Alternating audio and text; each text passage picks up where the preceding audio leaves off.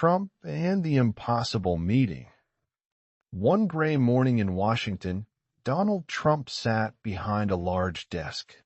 On the desk were piles of papers, maps of Europe, and a telephone that had been ringing almost nonstop all week. Trump stared at a map of Eastern Europe. A small red flag stood on Ukraine. He sighed heavily. "This should be so simple," he muttered. "Just get them to sit down at the table." He pressed a button on the phone. "Have we received an answer from Kyiv?" he asked. An assistant replied through the speaker. "They say they're willing to talk, but only if the Russians agree to their conditions first." Trump shook his head. "Of course they do." He pointed to the other flag on the map. "And what does Moscow say?" "They say exactly the same thing." Trump leaned back in his chair. "Fantastic. Both want to negotiate, but only if the other side has already given in." He ran a hand through his hair and murmured, "This was supposed to be a deal. I love deals, but this isn't a deal. It's a wall." The big plan. Later that same day, Trump stood in front of a large whiteboard. On the board he had written in big letters, "Peace meeting now." Under it he drew 3 chairs around a table. One was labeled Ukraine, another Russia, the third mediator. He smiled confidently. "See, it's simple," he told his team. "We invite them both. Same room. Same table. Nobody leaves until we have an agreement." One advisor carefully raised a hand. "Sir, they don't want to be in the same room." Trump stared at him. "What do you mean?" "Both sides say they don't want to meet directly." Trump blinked slowly. "So, they want peace, but they won't talk to each other?" "Yes, sir." Trump turned back to the board. He stared at the 3 chairs. Then he drew a large arrow between Ukraine and Russia. Then an even bigger arrow back again. Then a circle. "This makes no sense," he said in frustration. The phone marathon. Trump decided to try something else. He picked up the phone. "Call Volodymyr Zelenskyy," he said. A moment later a voice came through the receiver. Trump smiled broadly. "Volodymyr. It's Donald. Let's meet. We'll organize a big peace meeting." There was silence for a moment. "We want peace," Zelenskyy said. "But Russia must first show that they mean it." Trump nodded. "Fair enough. I'll call them." He hung up. "Okay," he said. "Now we fix it." He picked up the phone again. "Call Vladimir Putin." After a short wait a voice answered. "Vladimir.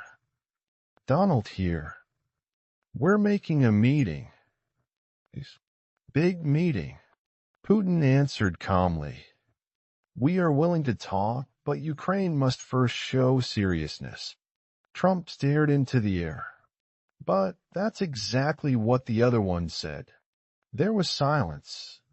Then Putin simply said, "Then they must begin." Look. The phone was placed back on the table. Trump sat still for a moment. Then he gently tapped his forehead against the desk. "This is crazy." The frustrated mediator. That same evening Trump walked around a large conference room. In the middle of the room stood a long table. 3 chairs, exactly like in his drawing.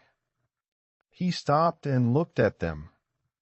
"That's all I'm asking," he said to the empty room. 3 chairs, 1 table, and some coffee. He sat down in one chair. Then he moved to another. I'm Ukraine. Then he moved to the third. I'm Russia. He switched back and forth between the chairs. We won't talk to them. We won't talk to them. We won't talk to them. Finally, he leaned back and sighed deeply. How do you make a deal when nobody wants to start the conversation? A small idea. Suddenly, Trump had an idea. He stood up quickly. What if, he said, he took 2 cardboard cards. On one he wrote Ukraine. On the other, Russia.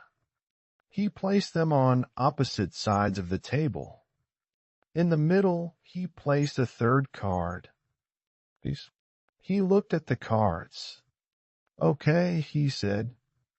If they won't meet, then the ideas will meet first. He began writing suggestions on small notes. Ceasefire, humanitarian aid, prisoner exchange. He placed the notes between the cards. Then he leaned back. For the first time all day, he smiled a little. Small steps, he said. Oh. Outside the sun began to set. Trump stood by the window looking out over the city. He knew the war could not end in one day, and that no single person could force 2 nations to agree. But he also knew one thing. If nobody tries, he said quietly, then nothing will ever happen. He turned back toward the table. 3 chairs, 1 table, and a lot of small notes with ideas. One day, he said, they'll sit there. He pointed at the chairs, and then they'll talk. Trump picked up his jacket and walked toward the door. But before leaving, he turned once more toward the table. Deals always start with a conversation. The lights in the room went out. But on the table, one note remained with a single word.